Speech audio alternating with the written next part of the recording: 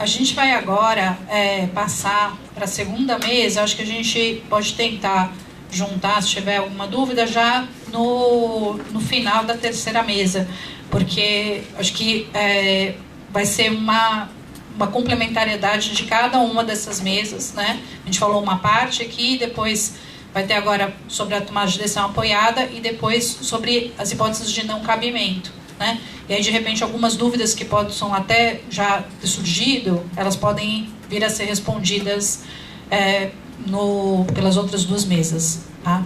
Então, eu chamo, então, a doutora Estela Reich. Então, a doutora Estela é advogada, tem especialidade nesse tema e vai trazer para a gente, né, sobre a tomada de decisão apoiada e a experiência de outros países. Obrigada. Bom dia para todo mundo. É um prazer estar com vocês aqui. Acho que antes de começar a falar um pouco na linha do que a doutora Renata e a doutora Sandra já colocaram, a gente tem um desafio aí, né? Que é trabalhar com essa questão de reconhecer as diferenças, incluir as pessoas com deficiência e prover esse apoio, né? Então, a legislação avançou, né? A Lei Brasileira de Inclusão prevê expressamente o mecanismo da tomada de decisão apoiada. Prevê, na verdade, vocês vão trabalhar isso mais ao longo desses 2 dias, eu acho, mas um ponto importante é a indicação de 2 pessoas de confiança que a apoiem, né, na sua tomada de decisões. E aí eu acho que já tem uma primeira questão, né? Como é que a gente trabalha essa questão de ter 2 pessoas para apoiar, né? Como é que no mundo se trabalha essa questão do apoio?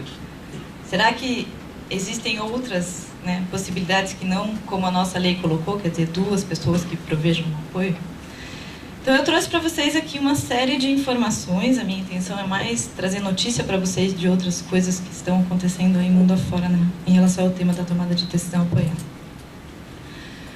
Acho que a primeira coisa importante da gente falar é que tomada de decisão apoiada pode ser uma coisa provida por uma única pessoa, por 2 pessoas ou por um grupo de pessoas, né? A nossa lei fala em 2 pessoas, mas existem outras formas da gente operacionalizar o apoio. Tem países em que esse apoio é provido pelo próprio Estado. Então, o Estado dispõe de um mecanismo de apoio. Os apoios podem ser formais ou informais, né? Então, os informais, a própria família muitas vezes faz o papel do apoio informal para coisas mais da vida cotidiana, né? Em relação a esse aspecto, e isso é uma coisa que a gente também se preocupa, e todos os projetos pilotos que foram feitos em relação ao tema endereçam essa questão, que é esse cuidado informal provido pela família como algo que, em última análise, acaba sendo um mecanismo de superproteção. A doutora Sandra falou um pouco dessa coisa, né, que eles são bibelosos. É um pouco isso. É a família querendo ajudar, mas na perspectiva de ajudar, acaba o quê? Não respeitando a vontade, não deixando que a pessoa com deficiência se expresse e manifeste aquilo que ela deseja, né, aquilo que ela quer. Mecanismos formais, muitas vezes, aparecem em momentos para tomada de decisões mais complexas, que envolvem temas mais difíceis, né? Aqui no Brasil, o que a gente tem, né, é uma proposta de um mecanismo de tomada de decisão formal. O formal, ele está previsto em lei, né, e ele trabalha nessa perspectiva, eleição de alguém, de 2 pessoas para apoio. Um outro aspecto que é interessante, que isso é uma coisa que está sendo discutida mundo afora, não é só aqui, né? Aqui a gente tem a figura das pessoas, em outros lugares a gente tem a figura das redes de apoio. E uma pergunta que fica é de que forma a gente poderia reconhecer, legitimar esse apoio conferido pelas redes, né? Então, dentro do próprio sistema de garantir proteção de direitos, digamos que no Brasil a gente criasse um serviço de apoio, né? Será que esse apoio seria legitimado? Como é que legalmente a gente veria esse apoio, né? Se a gente teria como trazer isso para dentro do que a Lei Brasileira de Inclusão denominou de tomada de decisão apoiada. relação ao mecanismo da família, eu trouxe algumas coisas interessantes. Então, é muito comum que a família seja o próprio apoio. Eu acho que tem alguns pontos delicados em relação a esse papel da família que, lógico, a gente sempre tem que ter isso em mente. Não é que eu estou dizendo que a família não pode ser um mecanismo de apoio. Eu acho que sim, pode, mas eu acho que tem alguns pontos importantes que é a família fazer suposições sobre o que é do melhor interesse da pessoa. A família estar diretamente envolvida naquela decisão, está sem paciência, às vezes está estressado, às vezes tem milhares de coisas que envolvem e de alguma forma você interfere, né, na liberdade daquela pessoa manifestar o que ela quer. A situação da família se sentir culpada pela situação da pessoa, né, e muitas vezes ao invés de dar a liberdade necessária acaba super protegendo. Em algumas situações, quando não é família tão próxima, né, é alguém mais distante, é um tio, é um primo, enfim, é não conhecer a realidade da pessoa, né, é não conhecer aquilo que aquela pessoa quer, aquilo que, né, como aquela pessoa deseja conduzir a sua vida. Uma outra falha que acontece muito comumente é ter poucas expectativas em relação ao que a pessoa pode alcançar. É a própria família não acreditar no potencial daquela pessoa com deficiência. Subestimar as habilidades de tomada de decisão, continuar a tratar a pessoa com deficiência como criança, né? Infantilizar, quer dizer, não entender que uma pessoa com deficiência tem condições de decidir a própria vida, e temer as consequências decorrentes de situações desafiadoras. Então, assim, como é que eu vou deixar a minha filha casar? A doutora Sandra falou muito do casamento, eu sempre brinco, né? Que é a coisa do discernimento para casar. É isso. Então, é um pouco desse elemento que a gente não pode temer pelo que eles vão passar na vida, né? É que como mães, né, eu falo aqui também como mãe, a gente sempre tem medo do que pode acontecer com os filhos. A gente tende a tomar por eles as decisões para evitar que eles sofram, que eles errem, que dê errado, né, que eles chorem. Mas no fundo é isso, eu acho que também é um elemento importante quando a gente fala do apoio provido pelas famílias. Um outro meio comum do apoio, e por isso que eu falei de novo, do apoio dos pares, e em que medida esse apoio de pares poderiam não ser reconhecido, né? Acho que isso a gente pode pensar de como trabalhar isso, mas seria o apoio dos pares, quer dizer, pessoas com deficiência apoiando as próprias pessoas com deficiência, né? Então, por exemplo, se eu tenho um grupo de jovens com síndrome de Down que contam suas experiências, eles ajudam, em última análise, outros jovens a passar por situações semelhantes, né? Quem melhor do que eles mesmos para contar do que eles viveram e como eles lidaram com aquela determinada situação. Outra forma de apoio são redes de apoio. E daí a gente vai começar a entrar um pouco no que acontece fora do Brasil. Então, no Reino Unido tem uma determinada atividade que eles chamam Circle of Support, que é círculo de apoio. Como é que funciona isso? É um grupo de pessoas que se reúne para prover apoio para aquela pessoa que precisa do apoio.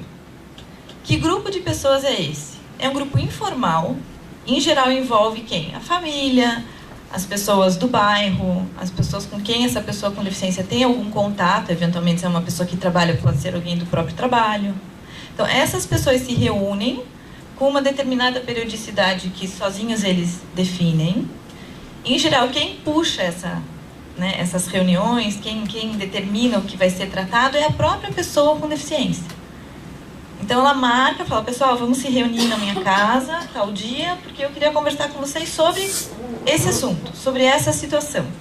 Então, sobre um emprego novo que eu quero ingressar, sobre um curso que eu quero começar a fazer, sobre abrir ou não uma conta no banco, enfim. E esse grupo de apoio vai ajudar essa pessoa a tomar a decisão em relação ao que fazer naquela situação concreta. É um mecanismo informal, né? Então, é a própria pessoa que chama esses apoiadores, e isso acontece muito mais a partir de demandas pontuais que a pessoa apoiada coloca. Na Finlândia, já tem uma outra coisa interessante, que daí sim é um mecanismo formal, né? Então, existe uma estrutura que chama Open Dialogue, que é diálogo aberto. Eles hoje se conformam como uma alternativa, pessoal, dentro do sistema de saúde mental, para quê? Para apoiar pessoas diagnosticadas com psicoses, por exemplo, com esquizofrenia. Tá? Então, como é que funciona esse mecanismo? Primeiro, eles atendem por demanda. Então, a pessoa entra em contato, diz que ela precisa de apoio, e até 24 horas depois do contato, essa equipe do Open Dialogue se mobiliza para atender a pessoa. A abordagem é super flexível, né? Então, assim, eles vão dialogar com a pessoa numa linguagem que aquela pessoa consiga entender. Os encontros, onde eles se encontram com essas pessoas, né? Para não institucionalizar, para não ter essa coisa de trazer a pessoa para dentro de um sistema, né? Eles se encontram com a pessoa na casa dela, em cafés, em outros lugares públicos, né? Para que não se institucionalize essa relação. A pessoa que busca o apoio pode vir acompanhada da sua família, dos seus amigos, enfim, pessoas próximas com quem ela costuma conviver e que tem contato com ela. E o que eu achei interessante desse sistema é que, assim, a equipe responsável não entrevista a pessoa. Você não coloca a pessoa na berlinda e começa a perguntar para ela quais são as questões da vida dela, né? Então, a primeira coisa é isso, você não põe a pessoa em foco. A pessoa é que vai se colocar e trazer para esse grupo as demandas que ela tem. Não se usa a linguagem médica. Então, nós estamos falando aqui, na verdade, do sistema de saúde mental. Mesmo sendo dentro da área da saúde mental, não se usa a linguagem médica, o que facilita muito, né? Não só por ser uma linguagem mais acessível, mas porque, de novo, eu acho que a gente começa a desmistificar que tudo que acontece na área da saúde mental só pode ser abordada sob a ótica da saúde mental. É um pouco trabalhar essas quebras de paradigma. A gente precisa trabalhar com as pessoas numa linguagem mais facilitada. Então, a ideia é o quê? Encontrar soluções e ajudar essa pessoa a tomar decisões em relação a tratamentos, em relação à medicação. Eles evitam ao máximo o uso da medicação, né? Então, eles trabalham muito na perspectiva de não medicar. As demandas são trazidas pelas próprias pessoas. E o que eu achei muito interessante são os resultados desse trabalho. Daí que eu acho que, assim, eu vou trazer para vocês experiências que estão acontecendo fora, para a gente pensar como a gente poderia trabalhar isso aqui. Será que no Brasil a gente não poderia se inspirar um pouco no que acontece fora e trazer, né? Então, o que é interessante, assim, eles fizeram, esse pessoal do Open Dialogue, um estudo de acompanhamento dessas pessoas depois do primeiro episódio que elas tiveram de psicose, né? E após 5 anos desse primeiro momento, o que eles detectaram? 82% das pessoas apoiadas por essa iniciativa não tinham mais sintomas psicóticos. 86% dessas pessoas retomaram seus estudos e o seu emprego, né, em período integral. Apenas 14% dessas pessoas acabaram recebendo algum tipo de pensão por deficiência, algum subsídio governamental em função da sua situação. Quer dizer, voltaram a ser pessoas independentes, né, donas da sua própria vida. Apenas 29% dessas pessoas acabou usando medicação neuroléptica em alguma das fases do tratamento. O que é interessante? Se a gente comparar isso, eu pus em letras bem pequenininhas ali embaixo, mas eu queria lembrar dos dados. Teve um outro estudo que foi feito antes, né, entre 91 e 92, lá em Estocolmo, e usando o mesmo critério, né? Então, após o primeiro episódio, 5 anos depois, a situação dessas pessoas. E eles constataram que o tempo médio de hospitalização dessas pessoas foi de 110 dias. E que a medicação neuroplética foi utilizada em 93% dos casos. Então, como resultado desse status quo anterior, claro, era um outro lugar, mas a situação muito parecida. 62% dos pacientes dependiam de uma pensão ou de um apoio, de um benefício governamental por conta da sua deficiência. Então, eu acho que esse exemplo do Open Dialogue e o que está acontecendo na Finlândia é uma coisa muito interessante. Porque, em última análise, quando a gente pensa pessoas com deficiência, público beneficiário, a gente está falando do quê? Política pública. A gente está falando do quê? Recurso, né? Então, quando a gente vê dados como esse, que internação reduz, medicação reduz, que o ganho de benefícios, né, uma pensão, qualquer que seja o apoio, reduz. Eu não sei, só aí eu acho que a gente tem um elemento para pensar que talvez valha a pena a gente, né, como é que a gente trabalha isso, né? Não só a gente melhora a qualidade de vida das pessoas, como a gente reduz o custo para o Estado e deixa que o Estado tenha recursos para investir em outras coisas, também na área da deficiência, né? Então, eu achei um exemplo interessante porque os resultados mostram aí um cenário bastante otimista. na Suécia. Na Suécia tem uma coisa muito curiosa, que se chama o ombudsman pessoal. Então, o que é a tal da figura do ombudsman pessoal? Também é um modelo de tomada de decisão apoiada, que geralmente é oferecido por organizações da sociedade civil. Tá? Então, um pouco qual que é o histórico disso? De onde que surgiu a figura do ombudsman pessoal? No início da década de 90, o governo sueco reuniu um grupo de especialistas, um comitê, para propor reformas no campo da saúde mental. Criaram, então, decidiram estabelecer um serviço pessoal de apoio para essas pessoas, para que elas pudessem, na verdade, coordenar os vários serviços que o Estado já oferecia. Porque, assim, a realidade é sempre meio parecida, né? O Estado oferece o apoio, as pessoas às vezes não sabem direito para onde vão, quem elas procuram, como é que elas iniciam, aonde que elas buscam o apoio. Aqui é muito comum, né? A pessoa vem, daí procura a defensoria, daí faz o encaminhamento, daí vai, volta, enfim. É igual em todo mundo, não é diferente do que é aqui. Então, eles criaram esse grupo para trabalhar numa reforma para que essas pessoas tivessem um apoio para melhor aproveitar essa estrutura de suporte que o Estado já dava. E que elas pudessem viver com mais autonomia. Em 95, então, o governo sueco abre um convite, né, para que as organizações interessadas em assumir esse serviço se candidatassem para um projeto piloto de 3 anos. E uma das organizações, que é a Peoskin, foi selecionada. Né? Tem várias outras organizações que fazem isso. Eles não são a única, mas eles são, eu acho, o caso mais emblemático, por isso que eu trouxe o caso deles para vocês conhecerem. Então, quem que é o público-alvo? Quem são as pessoas apoiadas na Suécia por meio dos ombudsmans pessoais? Pessoas com deficiência psicossocial. Então, hoje isso não é estendido ainda a pessoas com deficiência intelectual e nem para idosos, porque tem uma coisa interessante aqui. Quando a gente fala do mecanismo de tomada de decisão apoiada, esse mecanismo também poderia ser usado para idosos. Né? Eu fui questionado um tempo atrás, eu fiz uma atividade em Campinas e uma das técnicas do INSS que participou acabou trazendo uma pergunta que era em relação ao Alzheimer. Né? Então, puxa, gostei tanto dessa tomada de decisão apoiada, a gente pode aqui no INSS aplicar isso para casos de pessoas que têm Alzheimer em estágio inicial. Mas, de novo, o Alzheimer entra dentro do campo das doenças mentais, né? Então, continua não sendo na área da deficiência, mas, enfim. Então, tem um pouco essa coisa de como é que a gente amplia. Na Suécia, eles também estão discutindo isso. Hoje, ainda é só para pessoas com deficiência psicossocial. Não é necessário comprovar a deficiência. Isso eu acho que é uma outra coisa interessante. Aqui no Brasil, a gente tem muito essa cultura do laudo para cá, laudo para lá, e traz o documento e o laudo lá para apoio. Esse serviço não precisa de nada para comprovar. A pessoa diz que ela é e ela vai receber o apoio que ela precisa.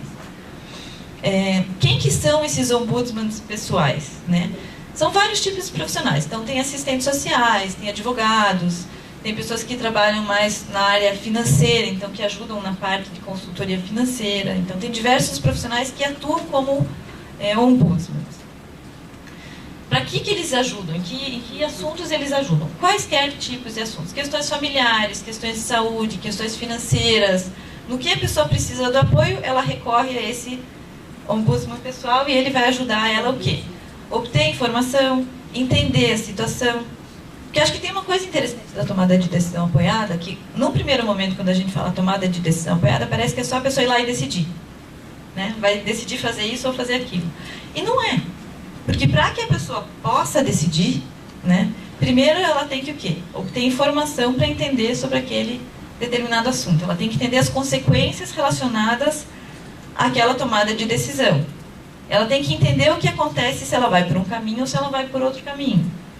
Né? Ela tem que entender quais as possíveis decisões que ela poderia tomar. Então é complexo o processo, não é automático. Né?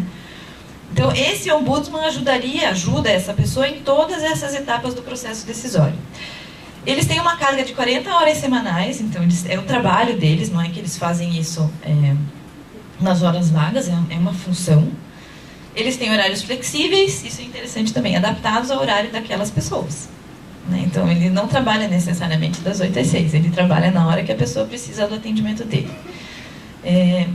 Trabalham de suas próprias casas, de novo, com a ajuda de internet e telefone, ou também atendem as pessoas em locais neutros. Isso é uma coisa que eu achei muito interessante, porque em mais de uma experiência internacional, tem muito essa pegada de vamos trabalhar em locais neutros, vamos dialogar com essas pessoas fora das instituições, né? Não vamos colocar as pessoas nas caixinhas. Eu acho que isso é uma coisa interessante, também uma mudança de paradigma, né? Então, o que mais que acontece na Suécia que eu achei interessante? Na Suécia existe um sistema de curatela parcial, que aqui no Brasil a gente também já tem, só que lá também é usado para assuntos basicamente financeiros, né? Tudo que relacionado à questão financeira tem a tal da curatela parcial. Quem está em situação de curatela não pode assinar contrato ou gerenciar conta bancária, mas tem preservados outros direitos. Então pode votar, pode decidir sobre tratamentos médicos, bem como ficou aqui a nossa LBI. E tem uma outra figura, né, que é a tutela, e que eles chamam a eleição de um goodman, que é a figura que vai dar o apoio. Então, o tutor apoia a pessoa com deficiência em relação de forma mais preponderante em relação a questões financeiras, mas ele não decide em lugar da pessoa. Então, ele não é um curador como a gente tinha aqui, aquela ideia do curador que rege a vida da pessoa com deficiência, né? Ele apoia a pessoa, ele não decide no lugar da pessoa. Quem tem tutor pode operar conta bancária, mas tem um limite que é interessante. O tutor pode restringir a pessoa de praticar determinadas transações. Então, é meio híbrido, porque ele não decide a vida da pessoa, mas ele tem um poder limitador. Então, se ele acha que a pessoa vai fazer alguma coisa que não é boa, ele tem o poder de ingerência. O quanto isso respeita ou não a vontade, fica aí no ar para vocês pensarem, né? Mas, na prática, o que é interessante? Curador e tutor são mecanismos que a lei prevê, né? A figura dessas duas, do tutor e do curador. Os ombudsmans pessoais não têm previsão em lei, né? Não é uma figura criada dentro do sistema jurídico, é um apoio externo, formal, mas externo. E eles não são uma alternativa de substituição. A ideia não é que eles substituam, a ideia que eles estão conduzindo na Suécia é que permaneça o sistema da curatela parcial, do tutor para essas outras coisas e a figura desses apoiadores particulares. Então, por exemplo, eu posso ter... por exemplo, eu quero adquirir um bem, até eu coloquei o exemplo ali. E eu tenho um curador. E o meu curador se opõe à aquisição daquele bem. O que eu posso fazer? Eu posso consultar o meu ombudsman pessoal e pedir para que o meu ombudsman pessoal me ajude a dialogar com o meu curador para mostrar para o meu curador que a minha vontade tem que prevalecer, para me ajudar nesse trabalho com o meu curador e dizer, olha, eu quero comprar aquele carro. Então, essas figuras, na verdade, convivem. Um outro exemplo, eu quero morar sozinha. A minha mãe é minha curadora, a minha mãe não deixa. De novo, eu vou falar com o meu ombudsman pessoal, pedir para ele dialogar, me ajudar no diálogo com a minha mãe, para que eu possa morar sozinha. Alguns resultados também que eu trouxe que eu achei interessantes. Hoje, na Suécia, tem cerca de 300 apoiadores, 300 ombudsmans pessoais, que atendem cerca de 6.500 pessoas. 84% dos municípios na Suécia incluíram a figura dos ombudsmans pessoais dentro dos serviços sociais. E daí o que eles colocam lá nos estudos que eu localizei sobre o tema é que as pessoas com deficiência que são apoiadas exigem menos cuidados, porque elas são mais independentes, e a sua situação psicossocial melhorou depois que elas passaram a contar com esse apoio e o que também na prática a longo prazo, de novo, reduz custos para o sistema social. Eu estou insistindo nessa coisa da redução de custos, não é porque eu sou chata, mas é porque... Ao contrário, porque eu sou muito militante, porque eu defendo com unhas e dentes a inclusão e porque eu trabalho com direitos humanos, sempre o que eu escuto na contramão de tudo que eu defendo é quem é que paga a conta. Quem é que paga a conta? Da onde você vai tirar dinheiro para fazer tudo isso acontecer? Então eu trago esses dados para mostrar que tudo isso que a gente pode fazer são coisas que, em última análise, até financeiramente são vantajosas, né? Até em termos de redução de custo para o Estado. Me parece que são alternativas para a gente amadurecer. No Canadá, o Canadá tem um sistema avançado em relação ao mecanismo de apoio. Então, eles começaram lá no final da década de 80, 90. Já desde então, eles tratavam aí do mecanismo da tomada de decisão apoiada. Em 92, a Associação Canadense para a Vida Comunitária desenvolveu um relatório falando sobre alternativas, já trabalhando tudo isso que a gente está trabalhando agora aqui, alternativas à curatela, princípios sobre a tomada de decisão apoiada. Então, eles partiam do pressuposto que o quê? Curatela era baseada no equívoco de que a autonomia pessoal só pode ser exercida de forma independente. Então, em última análise, eu estou dizendo o quê? Ao contrário senso. Eu posso ter autonomia com apoio, não só independente. A pessoa pode ter apoio e exercer a sua autonomia, e continuar sendo autônoma com apoio. E, bom, a tomada de decisão apoiada foi vista como um modelo de autodeterminação, né? Então a pessoa gerenciando a própria vida, baseado em 3 pressupostos, que eu acho que isso nos ajuda muito nos discursos que a gente tem que fazer ainda aqui no Brasil para convencer as pessoas de que a tomada de decisão apoiada é uma coisa importante. Todos os adultos têm direito à autodeterminação e o direito de tomar decisões que afetem suas vidas com o apoio de familiares e amigos de sua escolha. Todos têm vontade e são capazes de fazer escolhas. E a lei deve reconhecer o apoio prestado e não discriminar com base nas percepções de capacidade mental. Então, isso dialoga com tudo que a doutora Renata e a doutora Sandra já falaram na primeira mesa. Então, em 93, o governo do condado de British Columbia, eles aprovaram 4 leis. Uma lei que chama Representation Agreement Act, que fala do acordo de representação. Uma lei que vai falar sobre curatela de adultos, que é Adult Guardianship Act. Uma lei que fala sobre curadoria pública. E uma lei que é mais na área da saúde, que vai falar sobre cuidados de saúde, consentimento e admissão relacionados a temas de saúde. Então, essa lei de acordo de representação, ela permite o quê? Que as pessoas autorizem 1 ou mais apoiadores. Lá não tem limite de 2, né? Aqui no Brasil, ao contrário, se exigem 2 pessoas. Lá, a lei é mais aberta, ela não estabelece quantas pessoas. Então, ela deixa o quê? A oportunidade para pessoas adultas se planejarem para futuras incapacidades e evitarem ter que um tribunal nomeie um curador. Então, a pessoa, antes de ter o problema, é prévio, é preventivo, né? Ela, de alguma forma, manifesta e deixa claro como é que ela quer que as coisas sejam conduzidas a partir do momento que ela não consiga mais, sozinha, tomar suas decisões de vida. E também esse mesmo mecanismo serve para quê? Para jovens com deficiência intelectual evitarem a nomeação de um curador judicialmente, né? Então, tem 2 tipos de acordos que a lei prevê. Um que é destinado para adultos que precisam de apoio na tomada de decisão sobre alguns ou todos os aspectos da vida, né?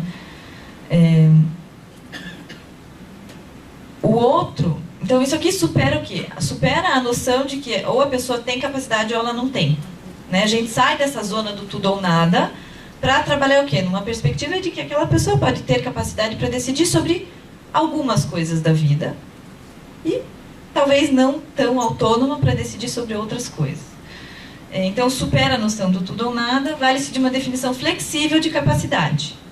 E o que é interessante aqui é que nesse mecanismo do Canadá, a gente altera o ônus da prova. Que ônus da prova? O ônus de provar que aquela pessoa é uma pessoa que tem ou não tem capacidade para decidir sobre a própria vida. Então, a incapacidade tem que ser demonstrada por terceiros. A gente parte do pressuposto que a pessoa tem capacidade. Se alguém duvida dessa capacidade, essa pessoa que duvida é que tem que, de alguma forma, comprovar que a pessoa não consegue gerir a própria vida. E tem um outro tipo de acordo que é mais amplo, que trabalha muito a questão das decisões médicas, de natureza médica, né? Então, internamento, tratamento, medicalização, enfim. Só que para esse tipo de acordo, a lei exige, de certa forma, que a pessoa tenha um entendimento maior sobre as consequências desse acordo, né? Então, eu posso dizer que eu vou ter um apoiador para me ajudar a decidir sobre se eu vou ou não me submeter a uma cirurgia ou a um determinado tratamento, mas nesse caso a pessoa precisa efetivamente compreender as consequências. Aí no Canadá eu trouxe uma coisa que eu achei interessante, que eles fazem, o que se usa para permitir que as pessoas façam esses termos de representação? O que eles chamam teste de incapacidade para provisões padrão. Provisões padrão é daquele primeiro termo lá, que eu falei que é o mais tranquilo, né? Então, o que eles perguntam? Um adulto pode fazer um acordo de... Isso é a lei, tá? É o texto da lei. Um adulto pode fazer um acordo de representação composto por uma ou mais disposições padrão, mesmo que ele seja um adulto incapaz de fazer um contrato, mesmo que ele seja um adulto, incapaz de gerenciar seus cuidados de saúde, seus cuidados pessoais ou assuntos legais, e mesmo que ele não consiga sozinho, é incapaz no sentido de não ter autonomia, né, para fazer a gestão de rotina dos seus assuntos financeiros. Então, mesmo que ele não consiga fazer essas coisas, a lei dá a ele o direito de ter um representante eleito, de poder ter esse apoio.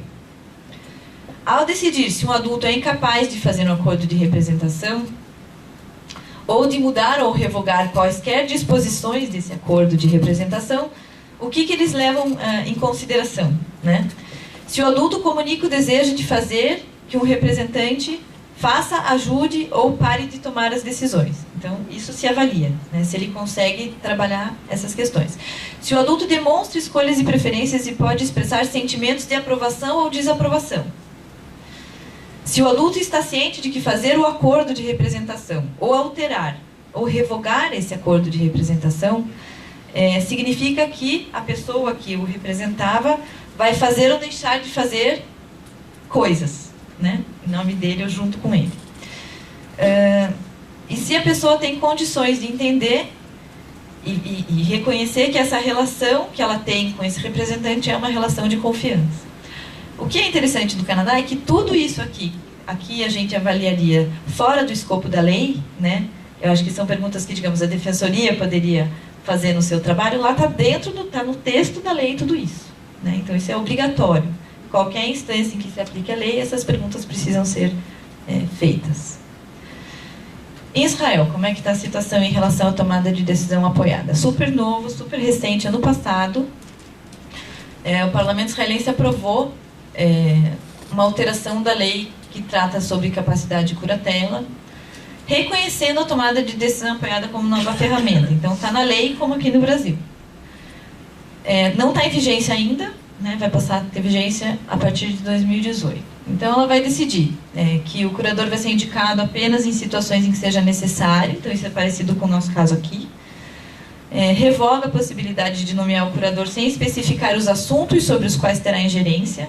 Isso é muito interessante, porque no Brasil, a questão da interdição, a nossa aqui era total e parcial, né, antes da LBI. Mesmo no regime antigo, quando o juiz sentenciava, né, na parcial, ele já tinha que estabelecer, circunscrever os limites, né? E para alguns países isso é novo, então em Israel é novo isso, né, de ter que estabelecer exatamente os limites de ingerência. Define os desejos da pessoa como um princípio orientador, então não é o melhor interesse, não é fazer em nome de, é o que é bom para a pessoa. E daí reconhece os direitos que também, para a gente aqui parece meio engraçado, assim, que é o direito da pessoa sob curatela a receber informações do curador. Uma super novidade que aqui pra gente, na prática pode ser que o curador aqui não dava tanta informação, mas a legislação já obrigava que o curador trabalhasse ao lado da pessoa. Também de obter informações sobre sua independência e privacidade. Achei interessante, porque para nós isso aqui não é novidade, embora na prática a gente sabe que não funcionava bem assim, mas a legislação já previa. O que tem interessante em Israel? A possibilidade de concessão de alguns tipos de procuração. Claro que aqui no Brasil a gente tem a figura do procurador, do mandatário, das procurações, mas eu trouxe isso como exemplo para a gente pensar na nossa tomada de decisão apoiada e o que essa tomada de decisão apoiada pode ou não abranger. Então tem um tipo de procuração que a pessoa assina quando ela ainda tem capacidade legal, né? Assim, que ela ainda tem plenas condições de sozinha decidir tudo da vida dela. E ela vai deixar escrito nessa procuração, ela vai instruir quem é a pessoa que vai tomar as decisões sobre assuntos da vida dela quando ela não estiver mais com a sua plena capacidade legal. Quando ela, de alguma forma, tiver essa capacidade restringida, né? Então, aqui no nosso caso, a gente podia pensar, quando ela não puder mais exprimir a sua vontade, ela vai ter alguém que, né, tentando trazer isso um pouco para o nosso caso aqui. Talvez seria isso, quando ela não pudesse mais exprimir a sua vontade, ela já deixa previamente definido quem é a pessoa que vai apoiá-la ou ajudá-la a definir a sua vida. Uma outra procuração que prevê é a procuração para formalização de diretrizes antecipadas. Vocês sabem o que são as diretrizes antecipadas? Que a pessoa vai determinar, por exemplo, deixar escrito Em alguns países eles chamam testamento vital. Na Espanha isso já é regulamentado há muito tempo. Aqui no Brasil agora acho que o Conselho Federal de Medicina também, eu acho que já regulamentou. Que é a pessoa poder deixar escrito o que ela quer que aconteça com ela quando ela tiver uma doença, quando ela tiver em estado terminal, enfim, né? Até onde ela quer que se leve a vida dela. Então ela deixa escrito tudo o que ela quer que seja feito e o que ela não quer que seja feito, e isso é vinculante, quer dizer, isso precisa ser respeitado. Uma outra coisa que é muito interessante, eles chamam, é uma procuração para fins de hospitalização psiquiátrica, eles chamam de Ulysses Agreement. A lei reconhece que a pessoa pode assinar uma procuração, tem um processo especial para isso, ela vai estar junto com um advogado que vai se certificar que ela está entendendo exatamente o que ela está fazendo, enfim. Então ela vai passar uma procuração para que um terceiro possa consentir em nome dela para que ela seja internada compulsoriamente pelo prazo de até no máximo 48 horas. Então, assim, é uma coisa meio híbrida, porque eu até chamei de hospitalização involuntária consentida, porque eu deixo uma procuração, né, para alguém dizendo, olha, se eu entrar em surto, se me acontecer alguma coisa, eu quero que você vai ter poderes para me internar sem o meu consentimento. Eu posso até dizer que eu não vou, mas eu quero que você me interne. Só que isso é limitado pelo prazo de 48 horas. Achei interessante, né? Alguma coisa curiosa e nova para a gente pensar se isso faz ou não sentido. Eu sei que no nosso regime, no nosso sistema e naquilo que a gente acredita como sendo autonomia, isso não faça sentido. A lei também regula o procedimento para a concessão dessas procurações, como é que elas são dadas, enfim, né? Então tem todo um mecanismo lá. Quem pode receber a procuração, de que forma, enfim, tudo isso está regulamentado na lei. Reconhece as pessoas o direito de receber suporte legal, restringe a capacidade dos responsáveis de impor uma decisão, daí já é muito parecido com o que a gente tem aqui. Define brevemente as funções do apoiador, a nossa tomada de decisão apoiada não define nada, ela é lacunosa em relação a isso. Habilita o Ministério da Justiça lá, né, aqui no nosso caso não seria o Ministério da Justiça, com certeza, a editar regulamentos para ajudar a formalizar a tomada de decisão apoiada. Né? Aqui no Brasil a gente precisa esmiuçar melhor esse instrumento. Né? Lá ele diz que é o Ministério da Justiça que vai fazer. Obriga os tribunais a considerar e propor a nomeação de apoiador antes de optar por colocar a pessoa em situação de curatela. Então isso é uma coisa que a gente vai ter que discutir aqui, como é que vai funcionar na prática. Né? A pessoa vai lá, ingressou com pedido de curatela. Será que o juiz tem o poder de dizer, olha, acho que não é caso de curatela, vamos tentar estabelecer um apoio? Né? Na prática, na minha perspectiva, isso deveria acontecer. A lei não fala nada sobre isso. Prevê também que os tribunais podem fazer uso lá de um artigo específico, permitindo que os tribunais, desde logo, possam nomear apoiadores, mesmo que esse dispositivo só entre em vigor em 2018. Então, isso também é uma coisa curiosa. A lei ainda não está sendo aplicada, né? A figura ainda não está sendo aplicada, mas os tribunais já podem, desde já, nomear aí a figura dos apoiadores. Alguns pontos de aprimoramento da legislação lá, que eles colocam em alguns estudos, é que ainda divide as pessoas em capazes e incapazes. Né? Aqui no Brasil também, a gente ainda tem esse reconhecimento. Só que a gente trabalha na perspectiva da incapacidade plena, né? Ou relativa, que eu acho que é pior ainda. Né? A gente parte do pressuposto da incapacidade. Não especifica o dever inequívoco de ouvir a pessoa com deficiência em juízo. Né? Então, uma pessoa tem um processo que diz respeito à vida dela, a legislação não obriga que ela seja ouvida em juízo. Isso é complicado. Não rejeita o princípio do melhor interesse. Então, em Israel, eles continuam trabalhando também ainda na perspectiva do melhor interesse, embora se tenha essa principiologia toda de ouvir a vontade e os desejos da pessoa, mas na prática, na lei ainda está. Que mais? Não oferece uma solução para situações em que terceiros, por exemplo, banco, médicos, duvidam da capacidade jurídica da pessoa e exigem a nomeação de um curador. Então a pessoa vai no banco, quer abrir a conta, o banco diz, você não tem capacidade legal, não vou abrir. Você tem que ter um curador, a lei ainda não traz uma resposta prática para isso. Aí, em resumo, tem uma organização sem fins lucrativos, né, uma organização da sociedade civil que chama Bishut, A Bisrut fez um projeto piloto muito legal entre 2014 e 2016. Eles selecionaram um grupo de pessoas com deficiência, trabalharam no processo de capacitação dos apoiadores dessas pessoas com deficiência. E foi o primeiro projeto que eles fizeram lá, um projeto muito bem sucedido. Então, eles trabalham assim, na perspectiva de eixos principais, então, questões pessoais, questões de saúde, se não me engano, e questões financeiras, né? O que eles colocam decisões, como se fossem graus de relevância dessas decisões, e assim eles foram trabalhando na capacitação dos apoiadores e depois no trabalho com essas pessoas. Quem é o público que eles trabalharam? Em especial, pessoas que estavam, que teriam legalmente nomeado curadores, né? Então é esse público que eles trabalharam, pessoas que potencialmente teriam curadores nomeados. Aí o resultado também, eu sempre trago os resultados porque eu acho que isso ajuda a gente a avaliar o quanto faz sentido ou não esse tipo de iniciativa. Então eles avaliaram que houve uma crescente tendência de apoio de membros da família, de funcionários públicos, de organizações e de outros profissionais em geral, a demanda de terem as pessoas com deficiência reconhecida a sua plena capacidade jurídica. Então, acho que tem um ganho interessante aí. A Austrália. O que acontece na Austrália? 2006, pós-convenção da ONU, surge aí um movimento pró-tomada de decisão apoiada. Eles formam em 2014.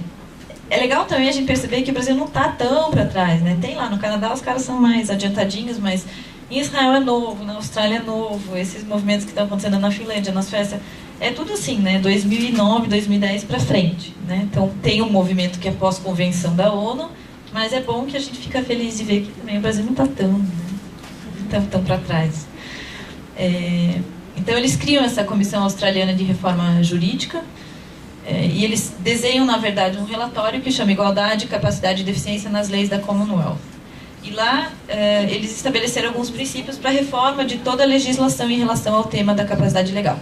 E daí tem alguns cases específicos, projetos piloto que eles trabalharam na prática a questão da tomada de decisão apoiada.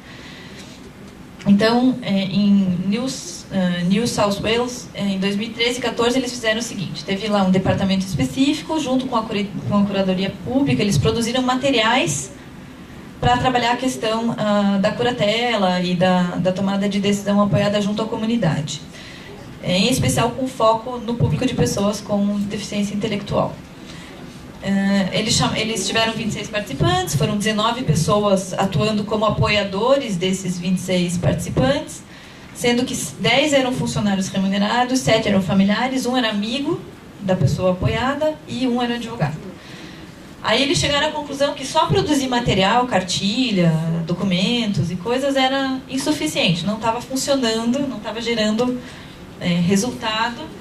Eles chegaram à conclusão, então, que eles precisavam ter aí facilitadores, né, para ajudar a trabalhar essa questão da tomada de decisão apoiada na comunidade.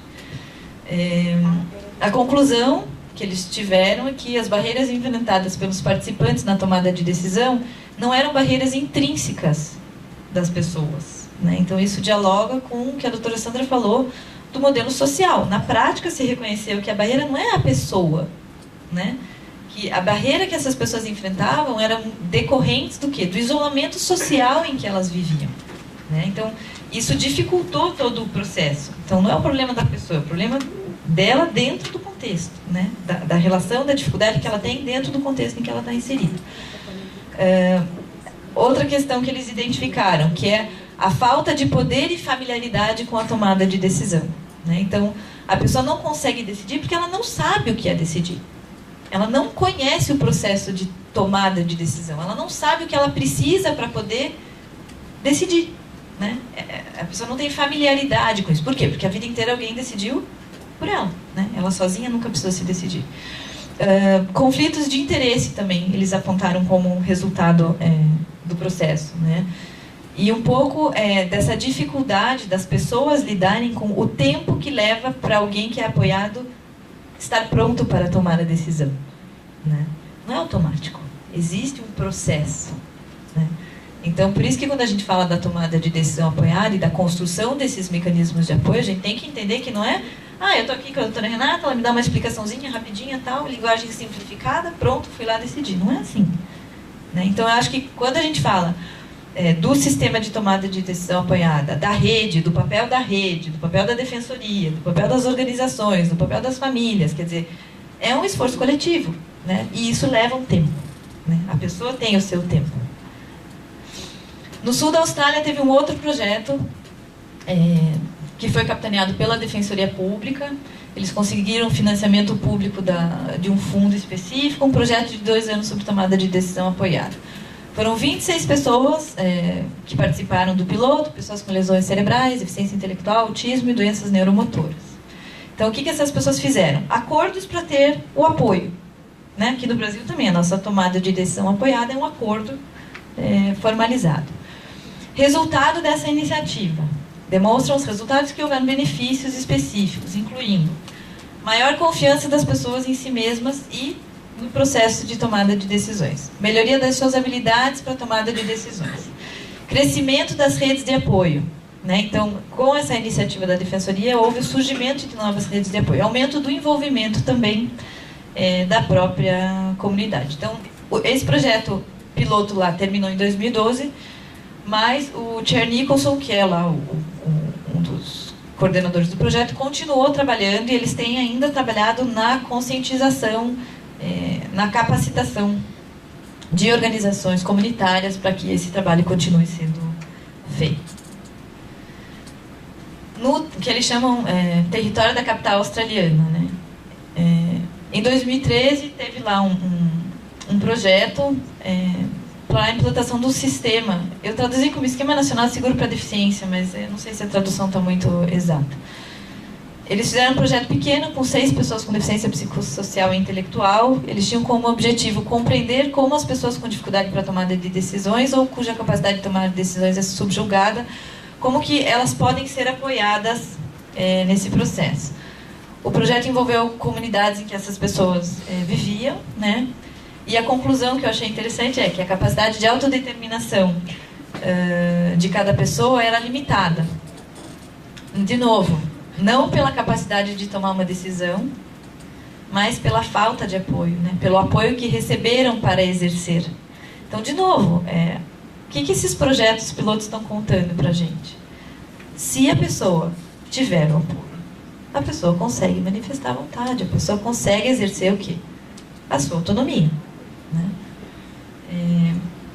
Então, algumas recomendações do projeto é que exista aí a importância do reconhecimento de uma ampla gama de apoios, né? Isso é uma coisa importante para a gente conversar, porque quando a gente fala de pessoas com deficiência e apoio, a gente fala em acessibilidade, né? E acessibilidade não é uma única coisa, então para cada tipo de deficiência eu preciso de um apoio. Às vezes, para o mesmo tipo de deficiência eu preciso de diferentes apoios. Eu preciso entender qual é o apoio que aquela pessoa precisa. A importância da mudança cultural, que normaliza a participação das pessoas a participação ativa das pessoas com deficiência intelectual nos processos de tomada de decisão apoiada. Então a gente precisa começar a entender que a gente precisa reconhecer como normal, como natural, que as pessoas com deficiência decidam sobre suas próprias vidas. Então, que a pessoa com deficiência intelectual chegue no cartório e que ela diga que ela quer casar, e que o oficial do cartório não abra um olho desse tamanho perguntando o que você está fazendo aqui, ou perguntando cadê sua mãe. Né? Que a pessoa possa ser reconhecida como alguém capaz de casar. É engraçado, né? Todo mundo fala do casar, a gente fala tanto do casar, né? Esses dias eu falei também em outro lugar sobre o casamento e a questão do discernimento, e é um pouco isso, né? O que é discernimento, né? Eu sempre fico me perguntando isso. Será que a gente tem discernimento? Quem que tem discernimento? Né? E para que tem discernimento, enfim. Vamos lá, no distrito de Vitória, também, 2014, super recente, de novo a Defensoria, olha só, estou falando várias vezes da Defensoria, das organizações sem fins lucrativos. A Defensoria criou um projeto para atuar na tomada de decisão apoiada. Foram 18 voluntários treinados para dar apoio nesse processo de tomada de decisão para 18 pessoas. Então, aqui teve um apoiador para cada pessoa. O público-alvo foram pessoas com deficiência leve, mas em situação de isolamento. Né? Então, aqui tem um elemento interessante que muitas vezes, quando a gente fala da tomada de decisão apoiada, O ponto que surge é, tem que ter os 2 apoiadores, mas a pessoa está institucionalizada, não tem vínculo com mais ninguém. Né? Como é que vai trabalhar essa situação? Então aqui é um pouco isso, são pessoas que estavam em situação de isolamento. Pessoas entre 20 e 65 anos, e elas tomaram diversas decisões sobre a própria vida, ao longo desse projeto piloto. Então, onde elas queriam viver, cuidados em relação à saúde, tratamentos médicos, se elas queriam ou não buscar oportunidades de trabalho e de emprego, tudo isso foi trabalhado dentro desse projeto piloto.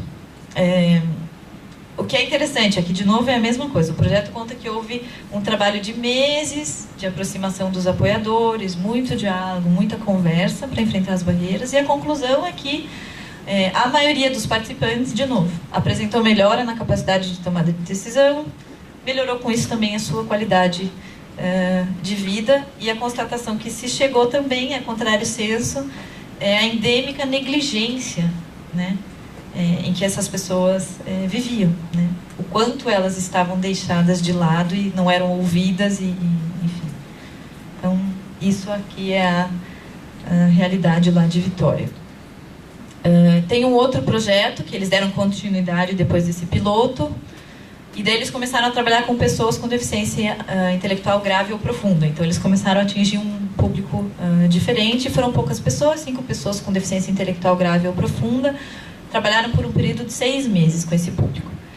E daí também as descobertas que eu achei que é interessante compartilhar com vocês, é que tem 2 papéis distintos, né, nessa questão do apoiado ou apoiador. Então, o papel da pessoa com deficiência e essa sua necessidade, o reconhecimento das suas expressões de preferência, né, então que isso é uma coisa muito importante. E o papel do apoiador, que nesse processo é o que, na verdade? Responder a essa expressão de preferência. Né? Em resumo, o que o apoiador tem que fazer? É isso.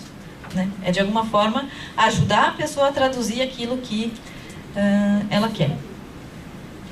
E daí também foram identificadas mais algumas questões em relação à questão dos apoios e que, enfim, servem também como subsídio para aprimoramento aí da legislação e do mecanismo lá na Austrália. O que eu tinha para trazer de informações, compartilhar, são essas. E o que eu queria deixar para vocês é um pouco essa coisa aberta da reflexão. Né? Eu acho que a legislação brasileira avançou muito. A gente tem a previsão legal da tomada de decisão apoiada, que é muito bacana, é um avanço. Né? Mas, na prática, eu acho que os operadores do direito, a Defensoria, o Ministério Público, o pessoal da rede, em geral, a gente vai ter um desafio aí pela frente. Né? Que é como é que a gente vai trabalhar na prática aí a tomada de decisão apoiada.